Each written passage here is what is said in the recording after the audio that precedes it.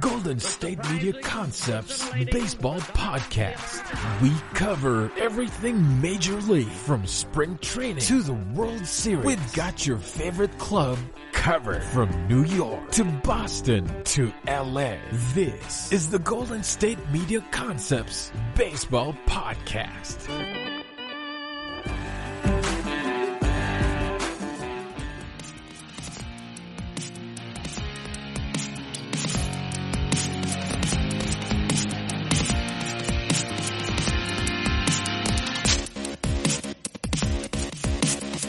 Hi there, and a big welcome into the GSMC Baseball Podcast. I'm your host, Lukas Moore.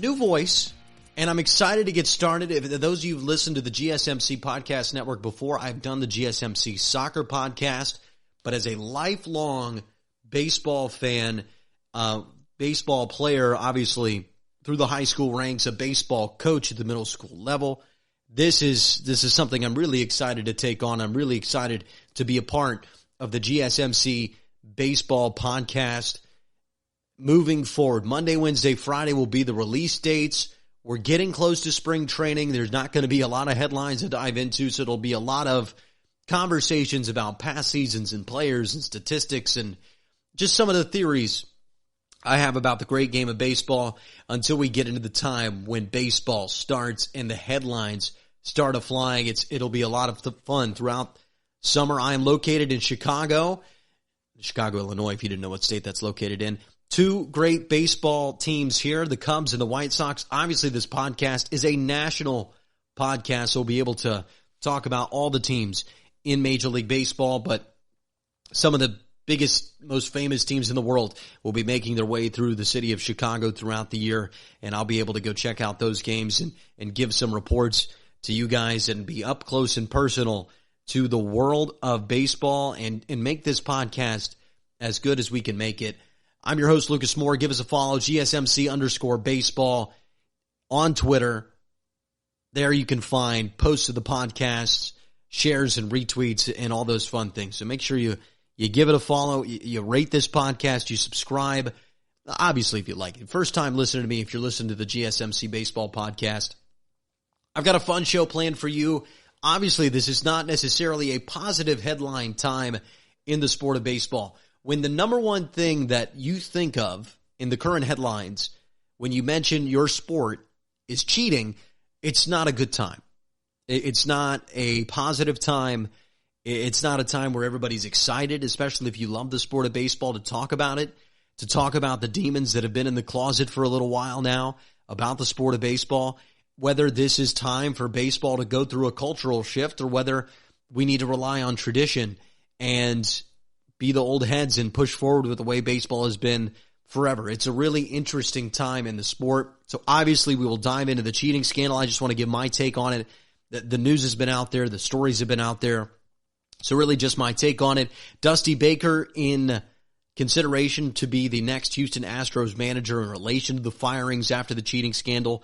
I'll talk about why I think he would be a great fit in Houston and why you should ignore his playoff failures in the past. We're going to dive into Mike Trout. I need you to know how great he is, and can the Los Angeles Angels actually be competitive this year with one of the most exciting lineups in baseball. Also, the 3-batter rule. I want to dive into how that will change baseball and how that might affect one of the players on a downturn right now. Joey Votto, who was the face of Major League Baseball at the beginning of the decade with an MVP, a near MVP miss to Giancarlo Stanton a couple years ago, and now he's on a really exciting Reds team.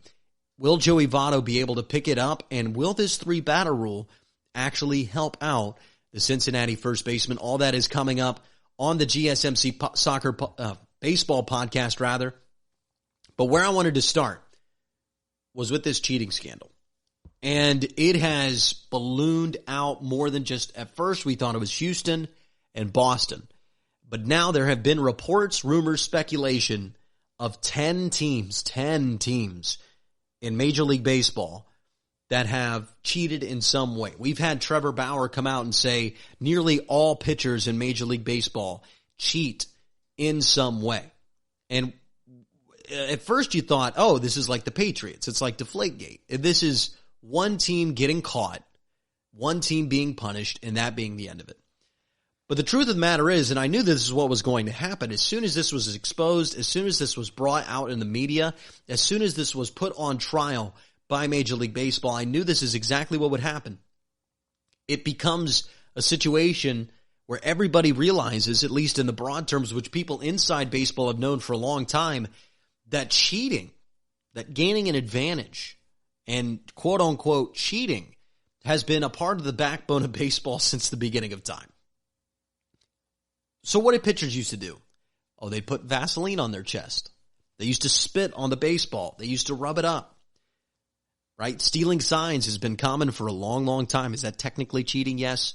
If you do it without a video camera now, people are telling me it's okay. The video camera makes it not okay. And I think I'm in agreement with that. I don't think the video camera, it's outside of the rules. So yes, it's cheating. But it isn't an Astros thing. It isn't a Red Sox thing. If you catch, this is my main point on this entire thing.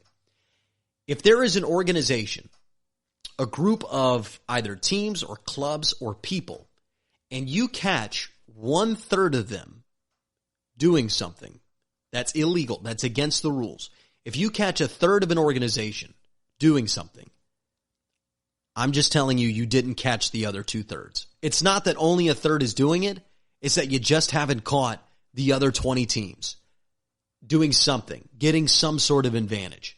Now, it might not be with video cameras, but in some sort of way, every team in Major League Baseball, whether it's proven or not, and then they can deny it and deny it until the sun rises and sets and rises and sets, but every single team in Major League Baseball is trying to gain an advantage in some way that is either on the borderline or outside of the written rules of the game.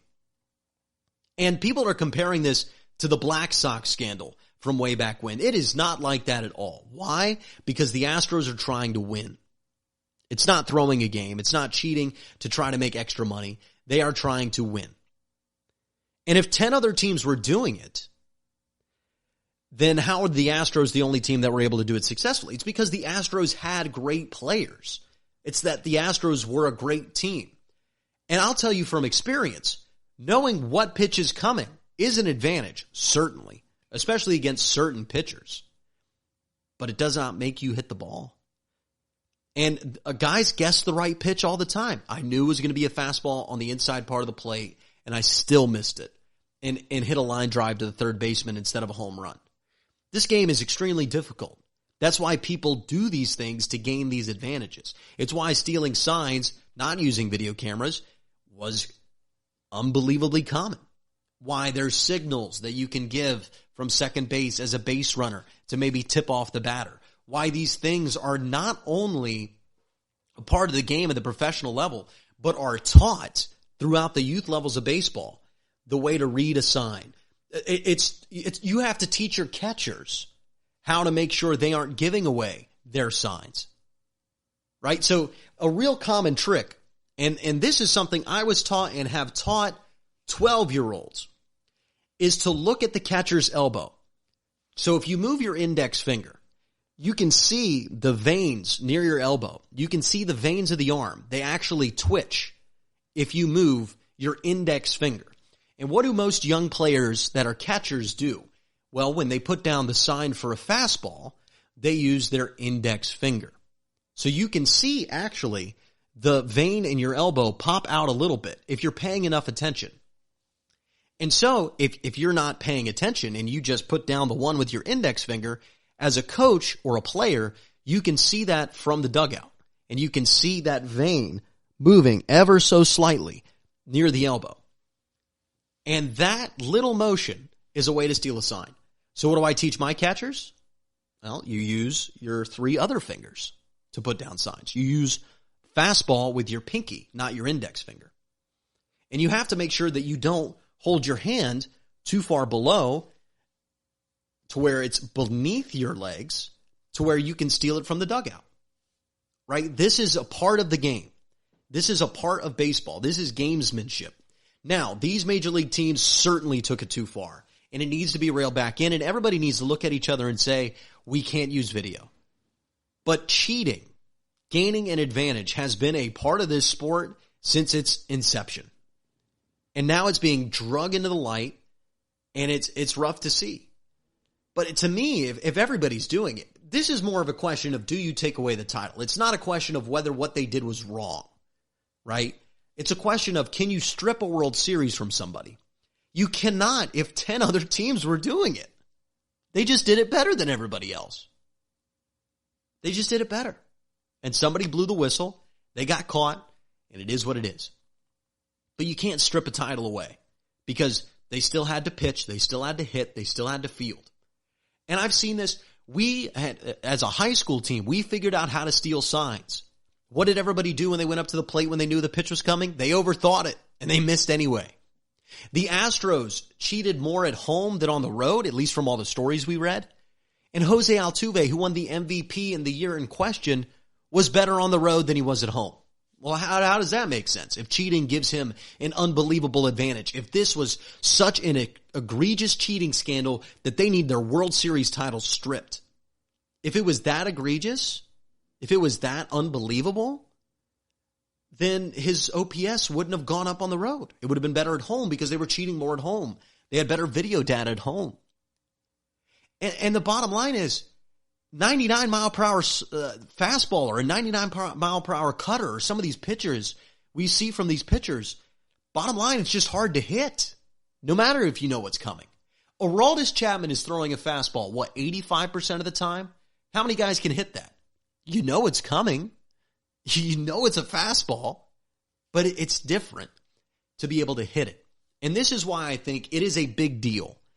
But it is not something that me as a baseball purist, as a guy who's been involved in the game, who's coached in the game, who has experience with players who are now in professional level baseball by my broadcasting experience in summer collegiate leagues with the Kalamazoo Growlers, the Southern Iowa Copperheads, the Champion City Kings, right? I was around players, talked to players and managers who have experience at all levels of baseball and understanding the culture of this thing and how this thing works and why players are successful in this game.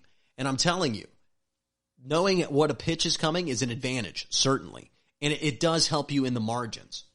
But it isn't life-changing. It isn't game-changing. It isn't like stealing plays in football, right? So what the Patriots did, filming sidelines in Spygate, is actually, to me, worse than what the Astros were doing in taking pitches. Why? Because it's a much bigger advantage to know it's a pass to the right in football than it is to know whether it's a fastball or a slider or a curveball in baseball. Why? Because baseball, you can know what pitch is coming a lot of the times just by understanding the rhythm of a pitcher, by knowing his patterns. People guess pitches all the time from the stands. I've done it on air.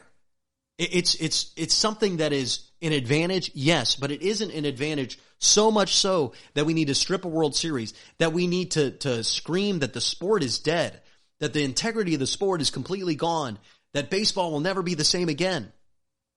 It's not to that level. Unfortunately, social media has pushed it to that level. And for baseball, it's a real tenuous time. For baseball, this is a real tenuous time. And there's one thing that needs to happen for baseball this season if they want to save their short-term reputation. One thing for baseball that needs to happen that will really help this cheating scandal fall away, fall into the night, and be forgotten. I'll tell you what that is on the other side of the break. You're listening to the GSMC Baseball Podcast.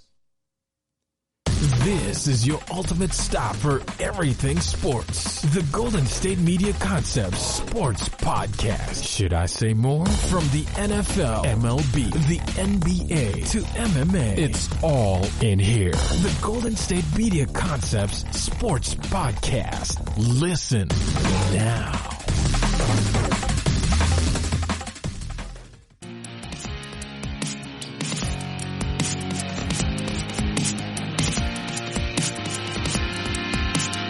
Welcome back into the GSMC Baseball Podcast. I'm your host, Lucas Moore.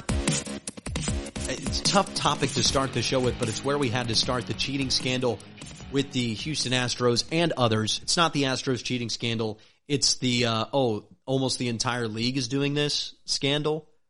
Which then, if everybody cheats on a test, I mean, you can't really complain the kid that got the highest score, right? Because everybody else cheated too and they couldn't get as high of a score. And that's where this topic, to me, I don't want to ever take away a World Series from the Astros. I'm never going to say that World Series doesn't count or didn't happen or they didn't deserve it. I think they should be punished to the level they are punished. I don't think it's right. If I were in the organization, I wouldn't have done it with video cameras. I wouldn't have done it so blatantly, so outside of the rules, so easy to catch. It was just a bad crime. You know, it just wasn't the most efficient way to gain an advantage. But I wouldn't sit here and tell you that if I were getting paid $3 million as a manager to go out and win baseball games, that I wouldn't run right up to the line of the rules and even cross it in some points if I thought I could get away with it. Because that's what baseball has been forever in every way, right? Moneying up balls, Vaseline on the side, little tar on the bill of the cap, and we can think less of all these people that try these things, but when an entire organization tries to do something, it makes it a little less impactful, right? If the Patriots are the only team in the NFL filming other teams' sidelines, that is a massive advantage, and that's something that needs to be cracked down on. For the Astros, it's 10 other teams. And what I think is going to be really important this season for Major League Baseball is if the Houston Astros, and this will help this whole thing disappear, if the Houston Astros can find a way to be one of the best teams in baseball again this season, that would be massive for Major League Baseball. Because it would prove, because the Astros have a lot of talent coming back. I think they're still the favorites in the AL West. I don't think the Angels, the Athletics, the Rangers, or the Mariners will be able to sniff the Houston Astros this year. But you know what happens if the Houston Astros don't win the division this season? Well, they had their cheating taken away, and now look, they're bad. So they were cheating their way to winning. Although it could be just the general downfall of a dynasty, the general downfall of a team. Guys get a little older, they get less focused, there's more money, the chemistry's not the same as it has been, especially with Houston. You have off-season drama that affects the locker room, bad spring training, couple injuries, and you don't win the division. Happens all the time in baseball.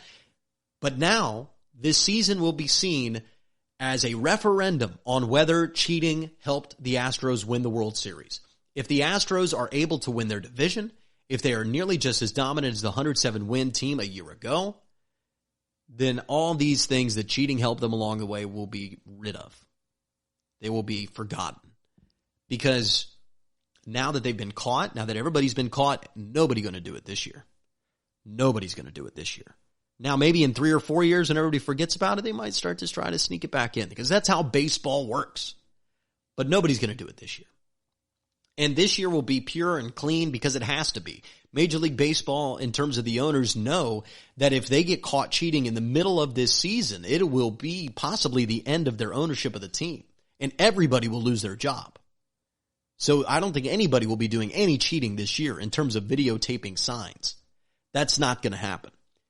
So now that we know it's not going to happen because it's being cracked down on in the year 2020, it makes it a referendum on every team that's been accused of this, on whether they can be successful this season or not.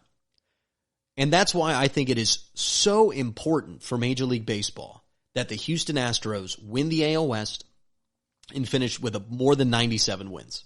Don't have to win 107 like they did a year ago, but 97 plus wins feels important, feels integral to the survival possibly of baseball over the long term.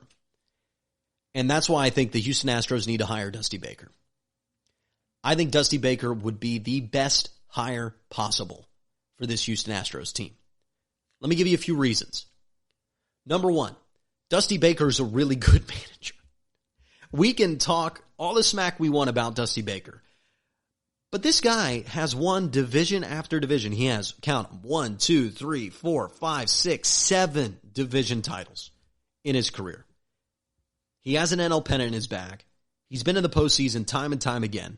He's been in the postseason 9 times in his career with different organizations, with different franchises.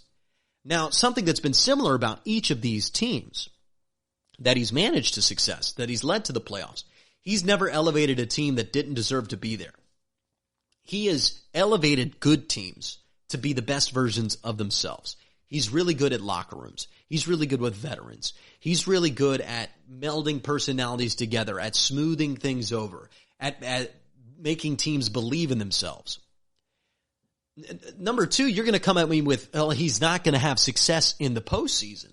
He isn't going to win in the postseason. He's never done it before. He failed with the Giants. He failed with the Cubs. He failed miserably with the Reds in the postseason. He failed again with the Nationals in the postseason.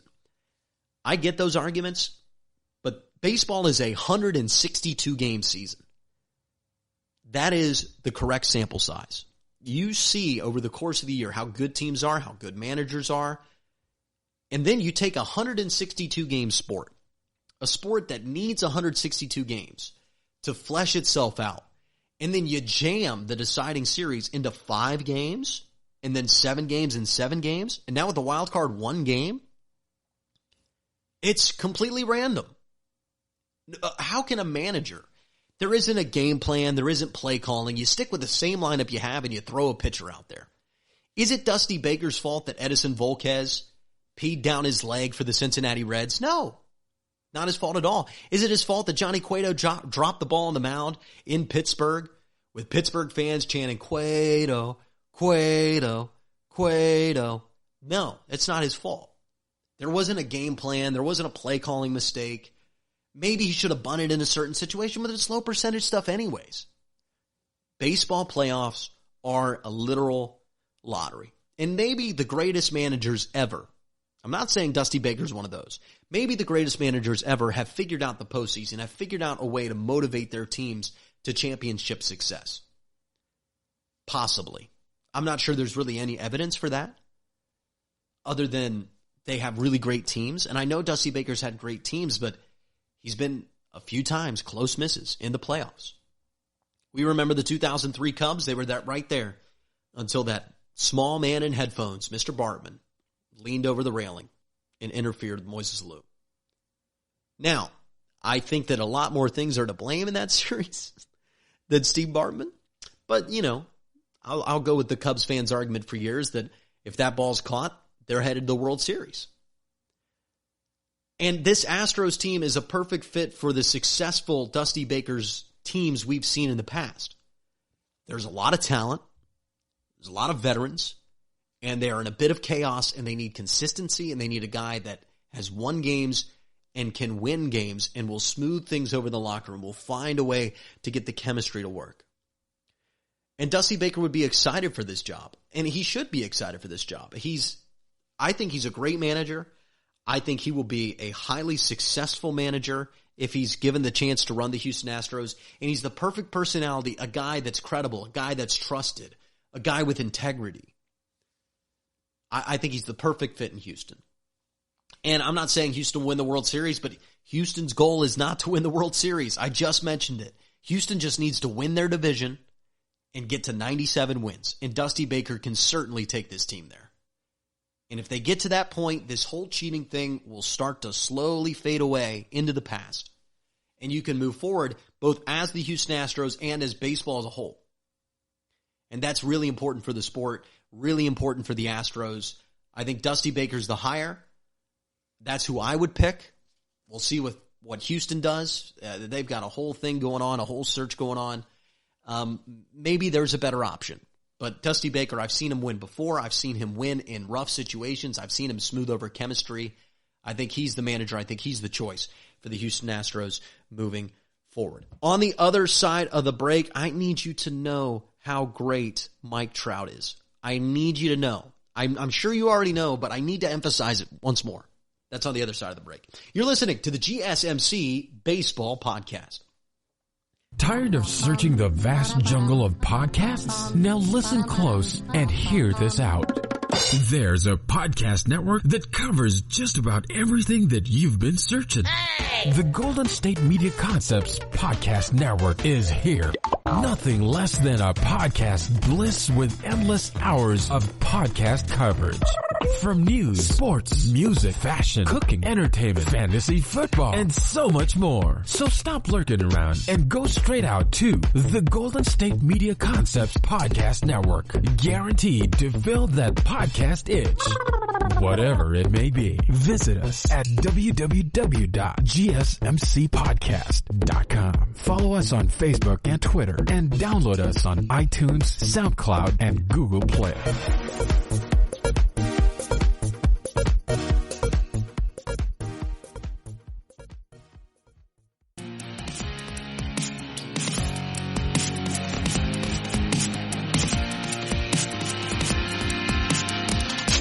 Big welcome back into the GSMC Baseball Podcast. I'm your host, Lukas Moore. Give us a follow at GSMC_baseball on Twitter. Find us there. Just mentioned that Dusty Baker should be the next manager of the Houston Astros. If I were the one making the hiring, we'll see where the Astros go with that. I'm a big Dusty Baker guy. I think that he was fired a little prematurely in Cincinnati, and they fell right off the table as soon as Brian Price took over in Cincinnati.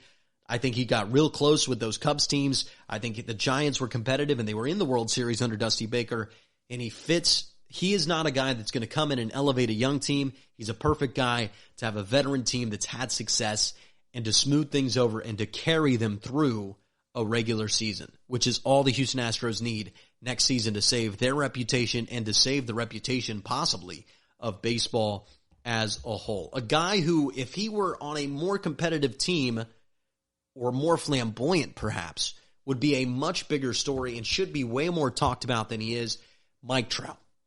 So I just wanted to do a little 5-minute segment here to emphasize to you how good Mike Trout is. And the fact that the Angels have not won a playoff game with Mike Trout on their roster is mind-blowing, surprising, it's baffling, it's confusing, bewildering.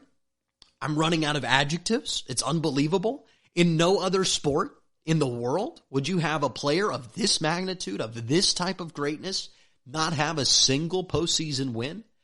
I mean, Mike Trout is beyond what LeBron James was in basketball at 28. I'm telling you, when LeBron was 28 and Mike Trout is 28, as a statistical profile and where they rank all time, LeBron and Mike Trout are about even, and I honestly would give the edge to Mike Trout. And LeBron James was winning games in the postseason, at least. His team was getting there, not winning 72 and finishing fourth in their division. And that's what's so amazing about baseball is one player can't carry you whatsoever. Never would that happen in soccer. Never would that happen in basketball or football. You can't have the best quarterback in the league and not at least sniff the playoffs. But I want it, and it's such a shame that Mike Trout has not had a chance to show himself out in the postseason with victories and with a good team. And it's disappointing for Angels fans, too, because they have a really exciting lineup. Now, the Angels, bottom 5th of the league in pitching last year. 90% of playoff teams all time in Major League Baseball need to be at least average on the mound. Average to above average. So it's going to need to be a big jump from the mound for the Angels to make the playoffs. We'll dive into that a little more on the other side of the break after I read these numbers out. So this guy, this center fielder, Mike Trout, is entering his 10th year in Major League Baseball. He will be 28 years old. By the end of the season, he's 29. So he won't even turn 30 this year. And he's already going to be in the league 10 years. First off, that's amazing. That means he started off at age 20, 19. And he is a 3-time MVP.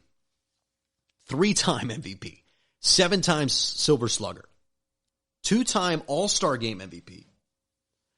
He's an 8-time All-Star in 9 seasons.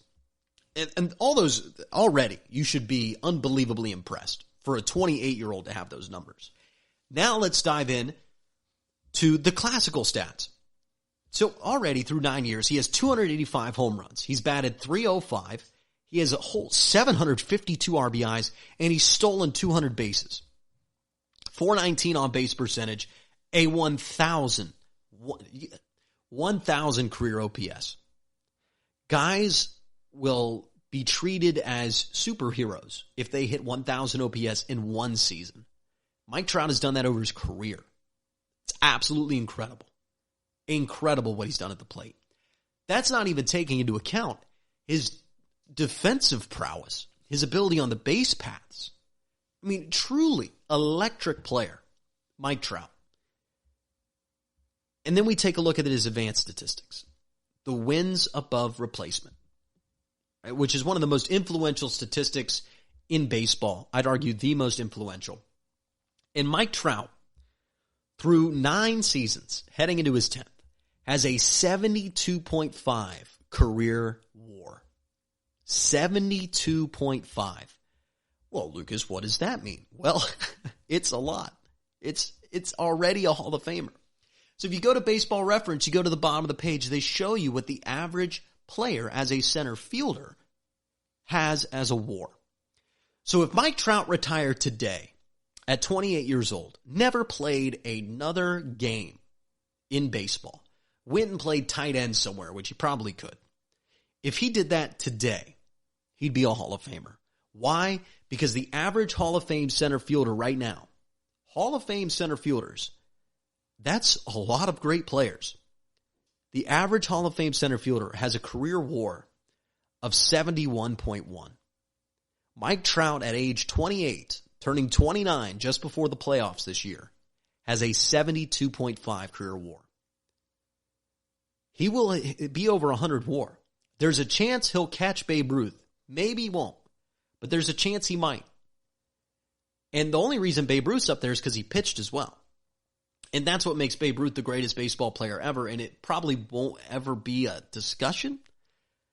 You can have that discussion perhaps. The era he played in, he played before the color barrier was broken. I can field those talks and those discussions. But in terms of statistical profile, championships, influence, Babe Ruth is Babe Ruth and will be Babe Ruth, the best player in baseball history, at least to most. But Mike Trout's on that path. Mike Trout is that good. 72.5? And then they also do a 7-year peak. So the average 7-year peak, so across a 7-year span, what is the average amount of WAR that a Hall of Fame center fielder acquires? The average one is 44.5. Mike Trout in his 7-year peak, which is the last 7 years, 65.4. A whole 21 wins above an average Hall of Fame center fielder. I'd vote him in today. He's 28, and he's got a long way to go. And it's a real shame that he hasn't been able to transfer that success into the postseason because his team hasn't been good enough. But there's a little bit of hope on the horizon for the Los Angeles Angels. We'll discuss if they can make that jump with Mike Trout and put one of the most outstanding athletes today in sports, across every sport in the world. He is up there with Ronaldo, Messi, LeBron James, Kevin Durant, Patrick Mahomes, the greatest in their respective sports. Mike Trout is up there with them, if not above them right now. How that player can make his way in the playoffs. We'll discuss that on the other side of the break. You're listening to the GSMC Baseball Podcast.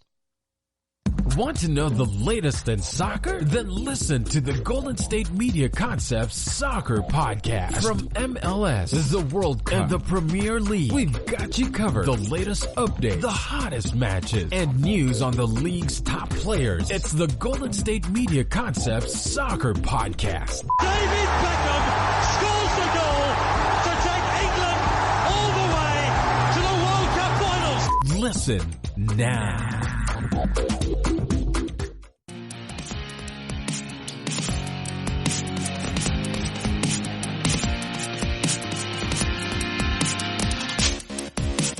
Welcome back into the GSMC Baseball Podcast. I'm your host, Lucas Moore. Give us a follow on Twitter at GSMC_baseball.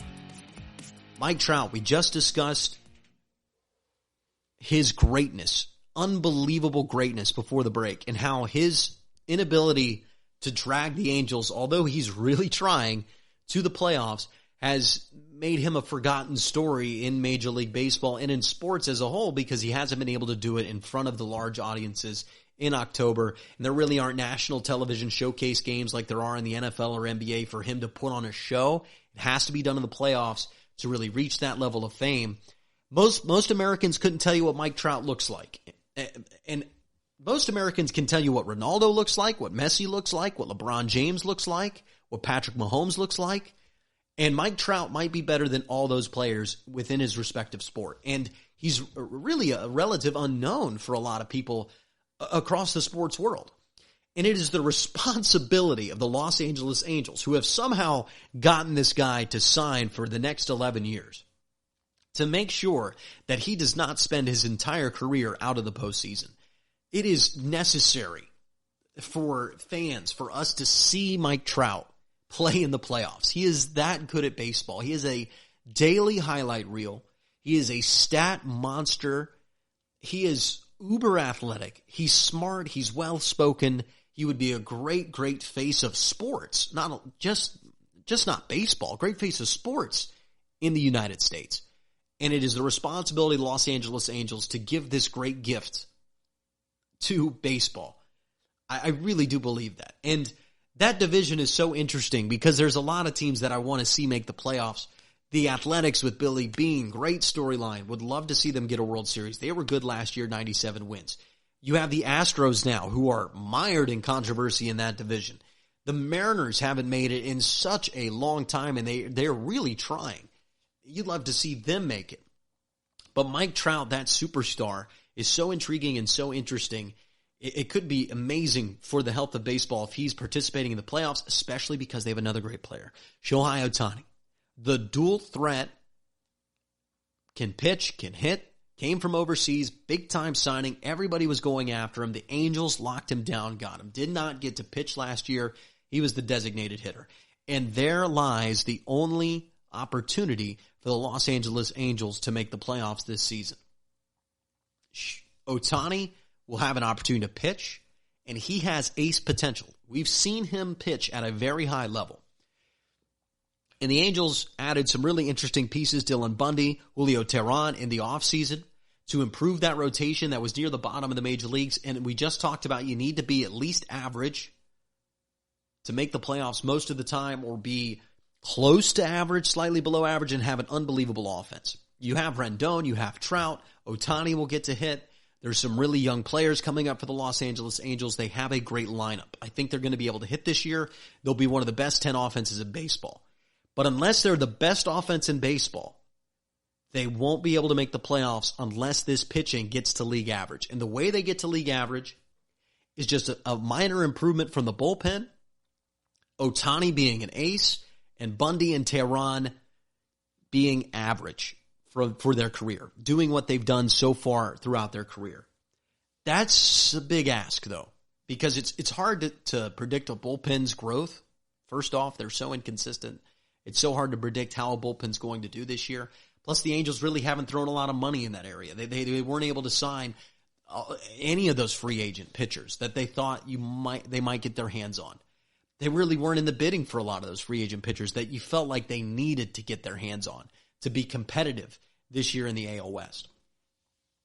But when we look at Ohtani, if he can be an ace, a Cy Young candidate, which is a lot to ask, again, this guy entering his first full year pitching in the major leagues, coming off an injury, could be a little tentative. If he's at near a Cy Young level, Bundy and Teheran fit well, they stay healthy, they give you innings, you maybe have a surprise prospect do better. The Angels' offense is going to be good enough that they can maybe sneak in as a wild card team in the playoffs.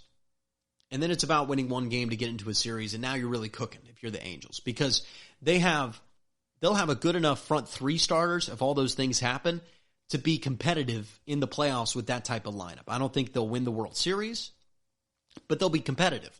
They'll be there. They'll be vying for it. But that's a lot of things that you need to ask to happen for the Los Angeles Angels to jump from 72 wins to the requisite 96, which has about been the floor for the American League over the last 4 or 5 years. 96 wins is about where you need to get to qualify for the wild card.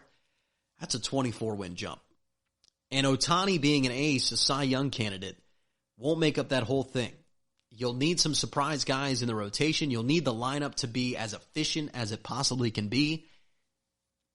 If Ohtani's not an ace, Teheran doesn't work out the way you thought, and Bundy doesn't work out, then it really won't matter what the Angels lineup does. It really won't matter if Mike Trout wins another MVP.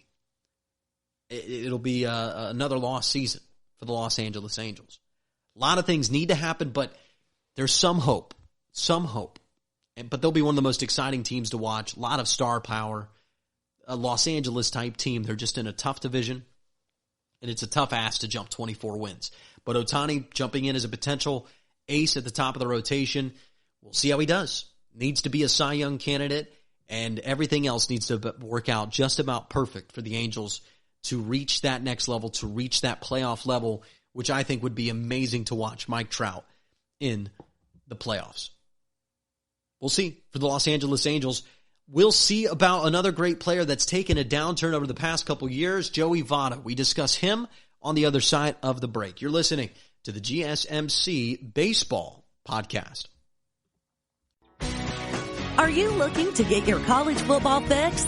Looking to get the latest news on your favorite school's team? The GSMC College Football Podcast is your ticket to all things college football. Join us as we talk college football from the national championship, the college rivalries, the bowl game, to the Heisman Trophy. To which conference is the best? We've got you covered for the Big Ten, SEC, Big 12, the Pac-12, ACC, and everything in between. Download the GSMC College Football Podcast on iTunes, Stitcher, SoundCloud, Google Play, or anywhere you find podcasts. Just type GSMC in the search bar.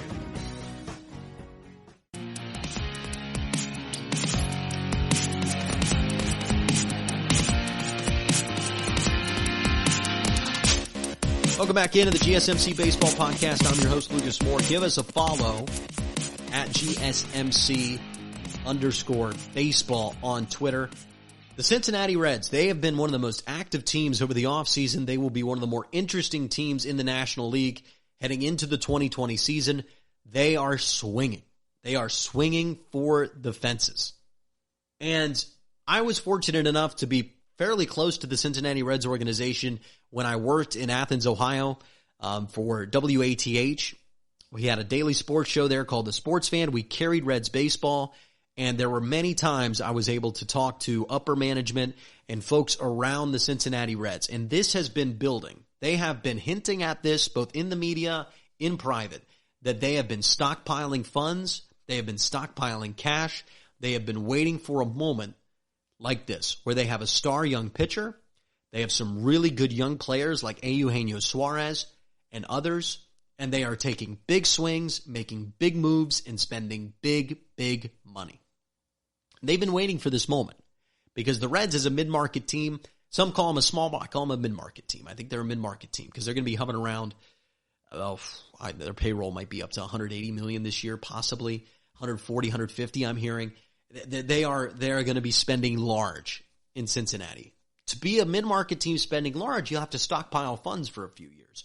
So what the Reds did, they missed their window from 2010 to 2013. You remember those teams that had Johnny Cueto, and you remember the 2012 Reds that won 97 games, were close to the number one seed in the National League. Todd Frazier on those teams, Aroldis Chapman, guys that are having success all across Major League Baseball, Jay Bruce.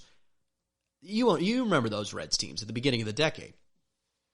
As soon as they missed their window with that, the Reds shut it down. They stopped spending money. They stopped trying to be competitive. They sold off their pieces, and it led to the worst 5-year stretch in Cincinnati Reds history. No 5-year stretch in Reds history has been this bad. Now, they've missed the playoffs, but they've been hovering around 500 before. It was the worst 5-year stretch in Reds history. They've never been that bad that many times in a row. They did that to save money. They upgraded the stadium. They hosted the All-Star game. They put a new scoreboard out. They put a new Budweiser deck out. They got the experience better for fans. But the attendance going down. You're not winning games, but you stockpiled funds and you waited for an opportunity. And the opportunity presented itself when Luis Castillo developed into an ace, because now you have a homegrown, fairly cheap, top-of-the-rotation guy. And that gives you a real opportunity to throw money at this thing, to stack the roster up, and become a true contender in Major League Baseball. And that's what the Reds have done this offseason. And their rotation might end up being the best in the National League. And their lineup has some exciting young players and has potential to be a top 10 unit in Major League Baseball, a top 7 unit in the National League. That is the type of potential now that the Reds sit with. They could also win 81 games. That's also in the cards for the Reds. But they've spent the money, and they're there, and they're ready to take it. A big key to this is Joey Votto. Joey Votto is still owed a lot of money. He's got 4 more years left on that huge 10-year contract we remember him signing at 2010.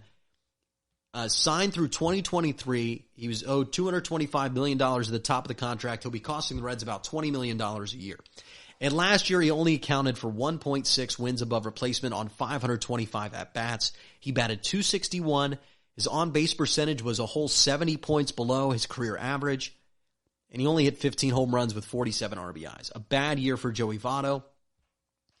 But it was following a bad year in 2018. And this is what really has me worried. Because he had the excellent year in 2017. We saw 36 home runs, 100 RBIs. But he had back-to-back years of over 600 plate appearances. And check this out. He's only hit 27 home runs combined over the last 2 seasons. And he's barely over 100 RBIs at 114 over his last 1,200 plate appearances. He's lost the ability to drive in runs. He's lost pop. And when you see this type of decline from a 34, 35-year-old heading into his 36-year-old season, and you still owe him 4 years, $20 million a year, it feels like a bad contract. It feels like a guy that will slowly continue his decline. This is a guy that you feel like will decline. That is not good news if you're the Cincinnati Reds. And for them to be a 95-win team, a team at the top of the National League competing for the World Series, Joey Votto does not need to rebound into MVP form like he was in 2017, where he fell a vote short. Thank the Cardinals beat writer for voting him 5th or 4th or whatever he did to pull him below Giancarlo Stanton. Great vote guy. He does not need to return to that level in 2017. Just needs to return to a level somewhat close to that. Just halfway there. Give me 20 home runs, 60 RBIs, get the on-base percentage back above 400, and the Reds might be a 95-win team. They really might. Because his WAR just has been decreasing year after year since that MVP season. It was at 6.3 in 2017, 5.5 in 2016, 7.0 in 2015. But after 2017, when it was at 6.3, close to his career high, it fell to 2.6. Now it's falling to 1.1. And that's scary for the Cincinnati Reds. Especially because he isn't a defensive plus guy. And he's a guy that needs to get on base at a high level to have offensive success now if he's lost his power. And these things are nerve-wracking for the Reds. Because you're spending $20 million at first base. You need to get at least $10 million worth of production. And I get paying a guy for his past performances. But this contract you signed at the beginning of the decade, it's starting to look like a bad deal if Joey Votto isn't able to turn this thing around at least a little. He does not need to be old Joey Votto. But he needs to be at least 50% of old Joey Votto if the Reds want to hope to reach their ceiling heading into this year. There is a rule change, though, that might help Joey Votto and other hitters like Joey Votto. We'll discuss that on the other side of the break. You're listening to the GSMC Baseball Podcast. Are you looking for the very best NFL and college football podcast? Then check out the GSMC Football Podcast. Get the latest football news both on and off the field. From the NFL Draft to trades to the rumor mill to the NFL Combines. They got you covered. That's GSMCpodcast.com/football-podcast. Get updates on college rivalries, game day insights, and much, much more. It's football talk the way you want it. This show eats, sleeps, and breathes football. Don't forget to like them on Facebook and follow them on Twitter. Visit GSMCpodcast.com for more info.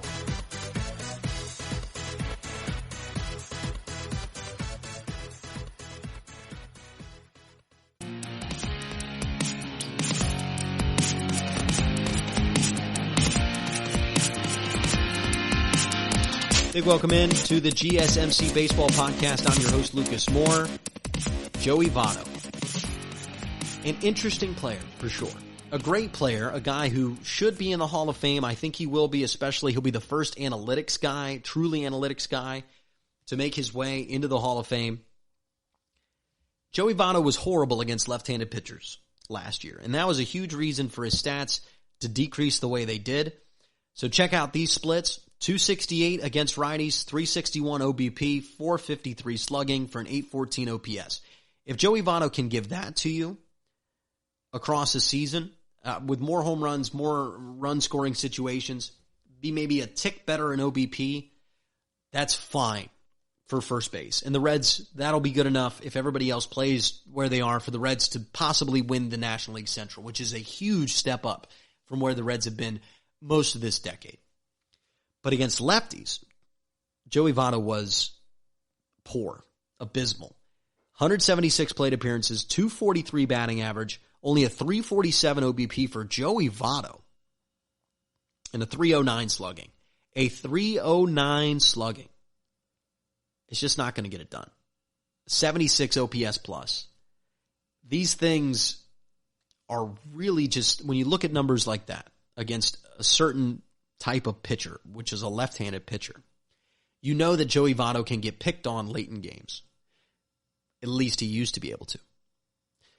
So leading up to this season in the history of baseball, there was this thing called the left-handed specialist, which in terms of game flow was not necessarily a good thing for the game. Because you'd warm up a guy in the bullpen, you'd bring him out, spend the 5 or 10 minutes it takes to do the mound visit, to do the pitching change, to do the warm-up, then get the next batter out. He gets one out on Joey Votto, and then he leaves the mound so you can bring in a righty to face everybody else. And managers changed lineups throughout history to make sure that a left-handed specialist couldn't get out 3 lefties in a row.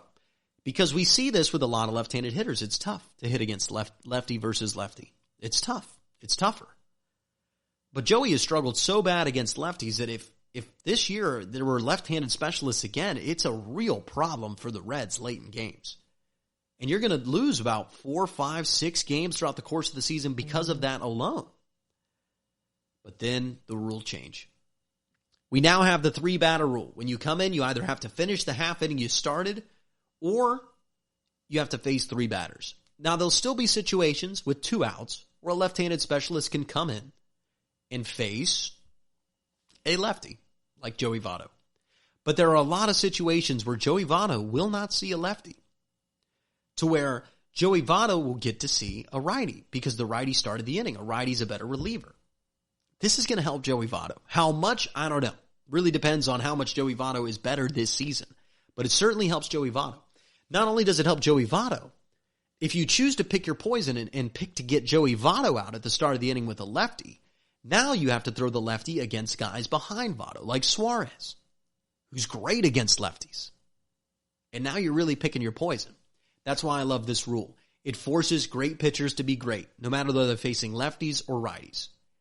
Sure, it takes some of the gamesmanship out of it, but it puts it more into the hands of the players on the field. And relievers become way more valuable. Not only are you paid to go get 1 out, you are paid to go get 3.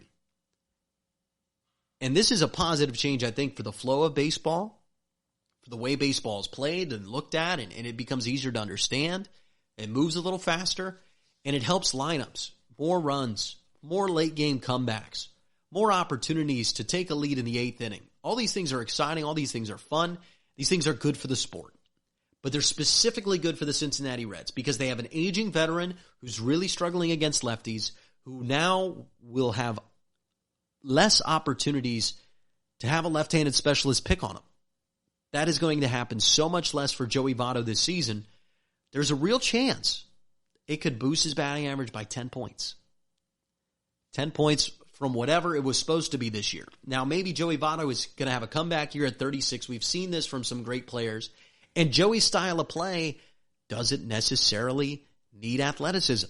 He's a guy that gets on base and gets base hits, drives in runs in key situations. When he was great, that's what he did. If he hits 15 home runs but increases the on-base percentage, gets more base hits in key situations, splits the gap more, is just overall more efficient this season, that'll be great for the Reds. And if that version of Joey Votto, a 270 guy with a 400 OBP, can get a 10-point batting average jump, 15-point on-base percentage jump from that, you take a guy that maybe has a bounce-back year, 270, 400 OBP, more RBIs, and you elevate it by just that little tick, that could be the difference in the National League Central. Obviously, Joey Votto is the only batter that will get this advantage, but I think it specifically plays into Joey Votto because of how much he struggled with lefties, how the Reds lineup is constructed, and just his style of play. It's going to help Joey Votto, and it's going to help the Reds. How much? That remains to be seen. But I think the Reds are one of the most interesting teams because of their activeness in the offseason, because of the strategy of hoarding money over years, hoarding prospects over years. They hoarded money more than prospects. And they take their opportunity and seeing if they can make a run at this thing. Should be awfully interesting. Should be an awfully interesting year in baseball. I hope you enjoyed this first edition of my time here at the GSMC Baseball Podcast. I had a lot of fun recording it. I hope you enjoyed listening to it. Give us a follow on Twitter at GSMC_baseball. Major League Baseball getting closer and closer. The cold winter days. In Chicago, it was -13 wind chill the other day. I'm ready for baseball summers. A little bit of heat. Ready for it. We'll bring a lot of heat on this podcast moving forward as well. We appreciate you listening. Thank you so much for tuning in. Please give us a like, give us a favorite, give us a rate, whatever you need to do. Subscribe to our podcast to stay up to date on the GSMC Baseball Podcast. This has been the GSMC Baseball Podcast, brought to you by the GSMC Podcast Network, your home for all your favorite podcasts, everything you could need in the world of podcast on GSMC. Thank you so much for listening, and we'll see you next time. You've been listening to the Golden State Media Concepts Baseball Podcast, part of the Golden State Media Concepts Podcast Network. You can find this show and others like it at www.gsmcpodcast.com. Download our podcast on iTunes, Stitcher, SoundCloud, and Google Play. Just type in GSMC to find all the shows from the Golden State Media Concepts Podcast Network, from movies to music, from sports to entertainment, and even weird news. You can also follow us on Twitter and on Facebook. Thank you, and we hope you have enjoyed today's program.